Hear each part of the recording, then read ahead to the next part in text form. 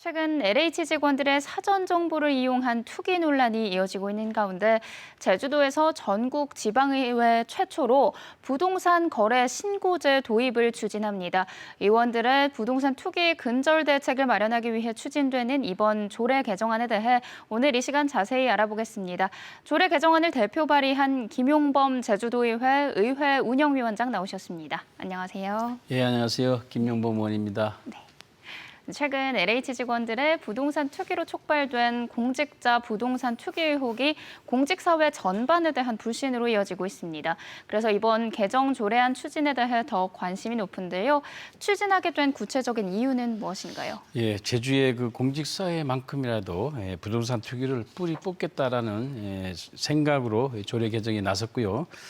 최근 LH 직원의 그 땅 투기 사례 등이 보도되면서 공직사에 대한 또 도민들의 분노와 허탈감이 정말 불신으로 이어지고 있습니다. 그래서 우리 도민의 대의기관인 우리 도의회가 나서서 자발적으로 부동산 투기를 능동적으로 예방하는 사전 신고 조치 등을 통해서 전체적으로 제주의 공직 사회가 보다 청렴하고 공정한 조직이 될 수 있도록 그 분위기 조성 차원에서 이번 조례 개정을 추진하게 되었습니다.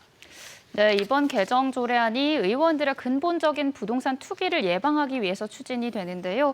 주요 골자는 어떻게 되나요? 예, 크게 두 가지로 말씀을 드리겠습니다. 우선 도의원의 소속 그 상임위원회나 특별위원회 그 소관 업무와 관련된 부동산을 보유하거나 매수할 경우에 의장에게 신고를 하도록 되어 있습니다. 이것이 기존 공직자의 어떤 그 재산 신고와는 다른 점이고요. 네.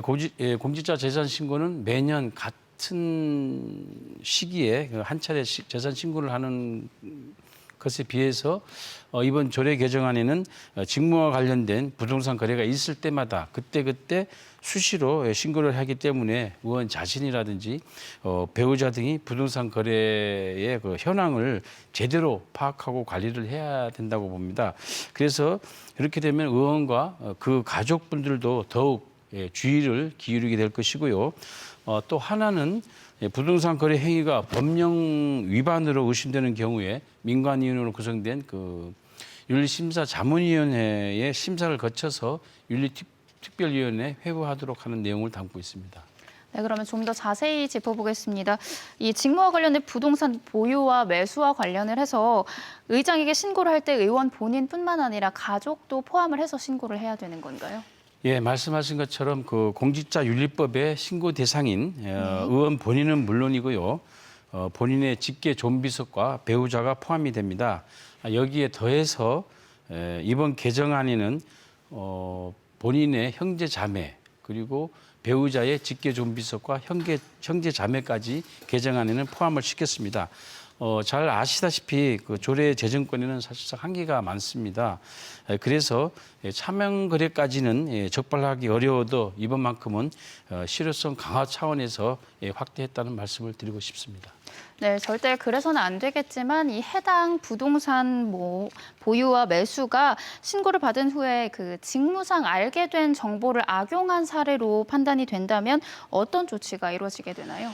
예, 부동산 보유 또는 그 매수 신고를 받은 의장은 그 해당 부동산 거래가 직무상 비밀을 이용하는 등 법령 위반으로 의심이 되는 경우에는 네. 윤리심사자문위원회에 의견을 구하도록 하고 있고요.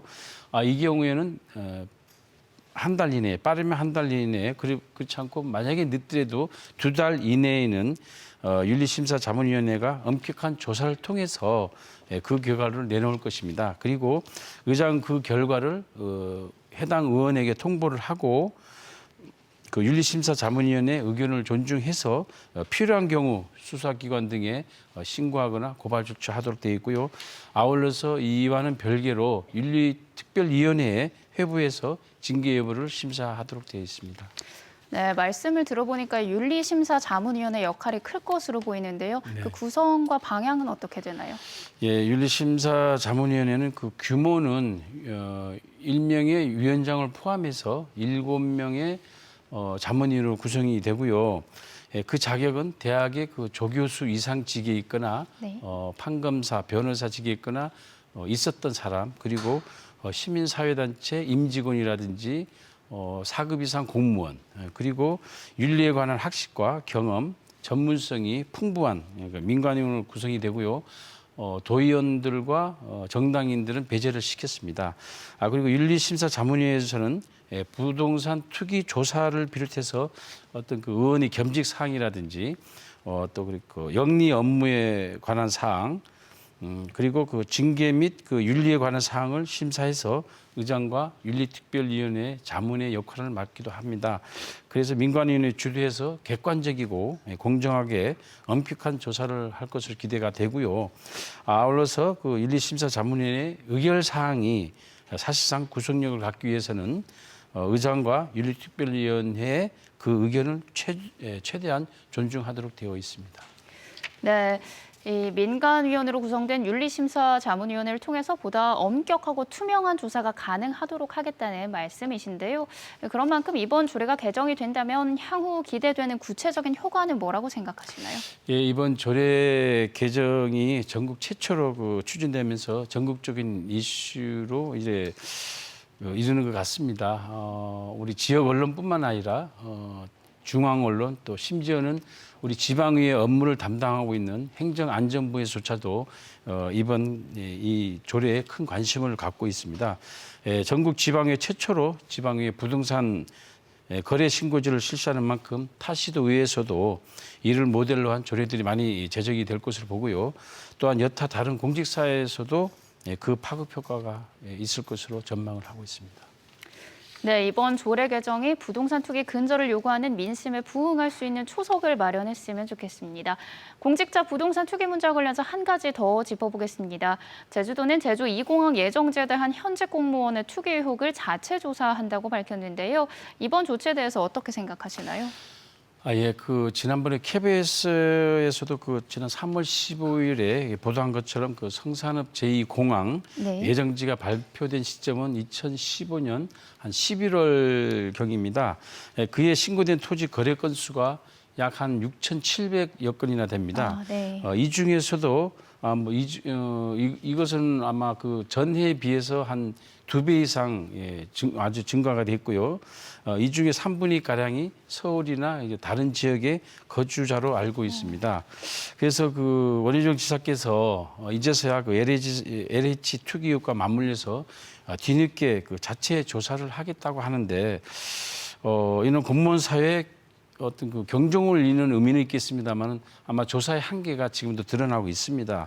잘 아시다시피 현직 제주도 공무원들만을 대상으로 하고 제2공항 사업 추진 기관인 국토부라든지 그 당시 용역진들을 경우에는 조사 대상에서 해당되지 않아서 정말 반쪽 조사에 그칠 우려가 있다라고 이제 지적을 하고 있고요. 그래서 제주도 공무원만을 대상으로 할 게 아니고 청산업 토지 거래에 대한 전반적인 조사를 실시할 필요가 있다고 생각을 합니다. 네, 이번 조사에 대해서 여러 가지 우려의 목소리가 있는 만큼 보다 실효성 있는 대안이 나왔으면 좋겠습니다. 이렇게 제주도를 비롯해서 전국적으로 공직자의 땅 투기 의혹이 쏟아지고 있어서 공직자의 이해충돌 방지법 제정이 시급하다는 목소리가 커지고 있는데요. 이에 대해서는 어떻게 생각하시나요? 예, 2015년도에 김영란법의 초안은 부정청탁 금지와 이해충돌 방지를 양대 축으로 했었습니다. 네. 그런데 국회 심의 과정에서 이해충돌 방지는 지나치게 포괄적이다라는 이유로 통째로 삭제가 되어버렸습니다. 네. 그래서 이해충돌 방지 규정은 정말 반부패 정책의 가장 핵심인데도 불구하고 일각에서는 일부러 국회의원들이 이 조항을 우려해서 삭제한 게 아니냐라는 의혹도 제기한 바가 있고요. 이번 LH 사태는 공직자가 지위와 권한을 악용해서 얻어낸 직무상 비밀과 내부 정보로 불법적인 사익을 추구하는 이른바 이해충돌 상황에서 야기된 부패이며 이는 공직자의 도덕적 해이와 이해충돌을 효과적으로 통제할 수 있는 제도적 장치가 될 것으로 보고요. 저는 이번 LH 사태를 계기로 공직자들이 국민의 눈높이 맞는 보다 철저한 자기 관리와 도덕적 사명감을 가져야 한다고 보고요. 이번 기회에 이해충돌 방지법이 하루속히 제정이 되어야 된다고 봅니다. 네, 말씀하신 대로 이번 기회에 공직자 이해충돌 방지법이 반드시 제정이 돼야 한다는 목소리가 높지만 여전히 처리에 난항을 겪고 있습니다. 지방 조례로 먼저 추진할 수 있는 방법은 없는 건가요? 예.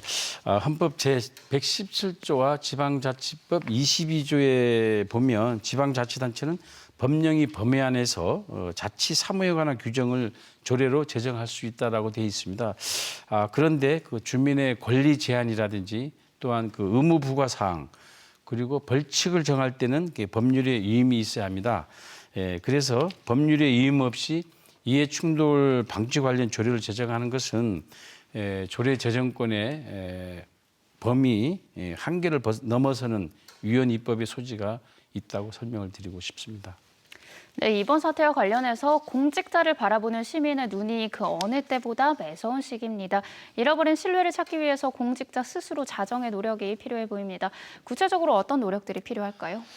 예, 아나운서님 그 말씀에 우리 도민 모두가 공감을 하실 것입니다. 제가 준비한 이번 조례 개정안이 개정안에 반신반의하시는 도민들도 계실 것입니다.